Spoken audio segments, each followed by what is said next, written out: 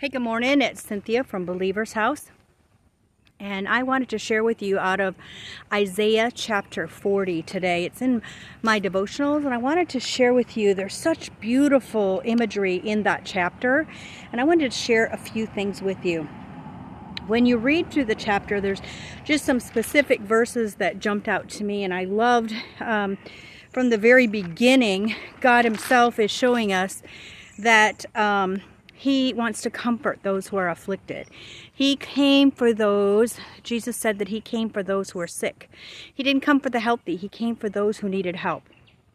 And when we need help, He reaches out to us. And then verses 3 through 5, there's the message of the voice, right? There's the voice that's calling from the desert, which we know is a prophecy for John the Baptist. But it's such a beautiful imagery. Then it goes on through verses 6 through 8. It talks about the message that His word will stand forever. And 9 and 10, He invites us to come and behold Him and see who He is.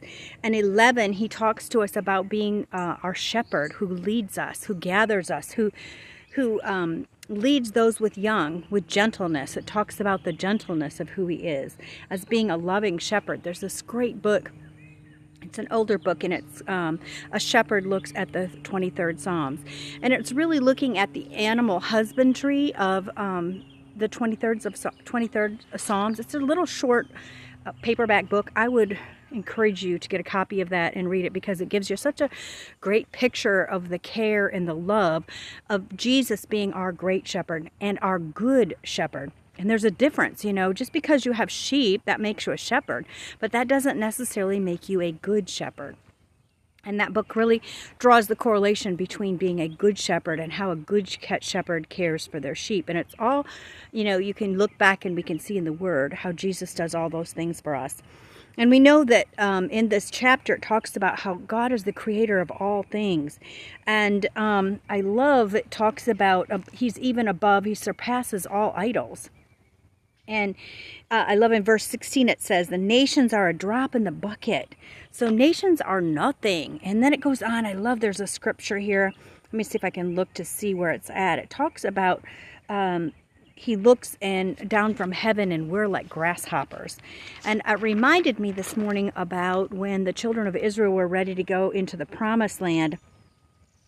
They said, the people, we're grasshoppers in their eyes, and kind of attaining to how big they were. And this is really pointing to the fact that God is so much bigger, that maybe those giants were bigger, but we know that Scripture says that they were quaking in their boots because they had heard about the God of Israel.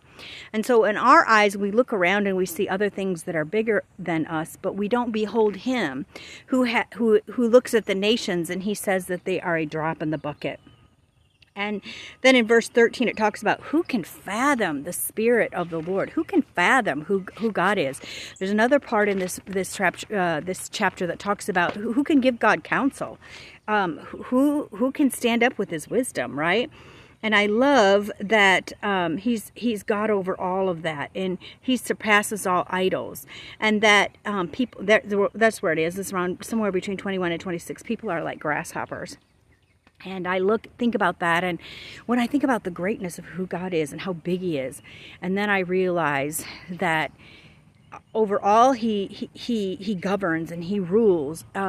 He looks down and He sees this little grasshopper named Cynthia, and He loves me and He takes care of me, and that's such a comfort to me. It's such a beautiful picture. And we get our strength from Him, and there's so much in this verse. And I know our chapter, at the end of this chapter, the verse, at the end of the chapter, the verses talk about they that wait upon the Lord. A few days ago we did a devotional about waiting, and how waiting is not doing anything. It's not we're just sitting around twiddling our thumbs. We're waiting in expectation because we know that the Lord is going to come through. And it's like waiting. It's like, a horse at the starting line, knowing that it's going to, that the start is going to take off. And we know when we're waiting in hope and expectation for the Lord that He's going to come through on our side because He's good and that He takes care of us. But there's that great picture that says that they shall wait upon Him, right? And that He'll renew our strength like the strength of an eagle. And such a beautiful picture. My husband has a picture that when he left a church in Virginia to move here to Pensacola, the television department, because Dean kind of designs television and video departments for churches, they gave him that big picture, and it's a beautiful picture of an eagle soaring over mountains, and it has that scripture from Isaiah 40, verse 31.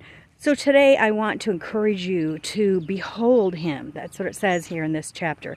Not only to behold him, but to wait upon him and to think about the wonderful vastness of who he is and his great glory, and that we're just little grasshoppers in comparison to him, and even nations are a drop in the bucket, but yet he cares for us and he leads us like a shepherd does sheep, and he does it with gentleness. He gathers them, he carries us, he leads us, especially those of us that are young or have young. So I hope today that you will ask the Lord to show himself to you in a greater way, that you will behold him and the vastness of who he is today. God bless you. I'll see you tomorrow.